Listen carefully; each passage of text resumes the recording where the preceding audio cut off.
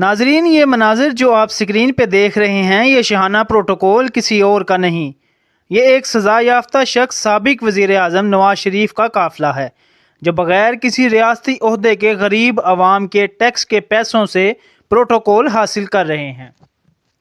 دہشت کی علامت سمجھی جانے والی پنجاب پولیس کے اہلکاران کیسے بے بسی کی تصویر بنے ہوئے ہیں۔ یہ قافلہ جاتی عمرہ لاہور سے سیالکوٹ جا رہا ہے، جہاں پر سابق وزیر اعظم سیالکوٹ چیمبر آف کامرس سے خطاب کریں گے۔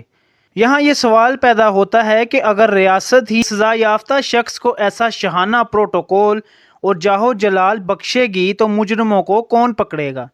یقیناً یہ ہمارے زوال کی نشانی ہے اور یہ مناظر ہمارے نظام انصاف کے منہ پر زوردار تماچے کے مترادف۔ یہ شاہانہ سرکاری پروٹوکول ایسے ملک کا ہے جہاں 40% لوگ غربت کی زندگی گزار رہے ہیں، جہاں پر مہنگائی کی شرح تقریباً 35% ہے۔ یہ ریاست کی ترجیحات کی عکاسی ہے کہ وہ پیسہ کہاں خرچ کر رہی ہے۔ کیا ہی اچھا ہوتا کہ اس پروٹوکول کے کلچر کو ختم کر کے پیسہ عوام کی ضروریات پر لگایا جائے، لیکن یہ کرے گا کون؟ یہ ایک بڑا سوالیہ نشان ہے اور اس کا جواب تلاش کرنا مشکل ہے۔ خصوصی رپورٹ کے ساتھ KW نیوز۔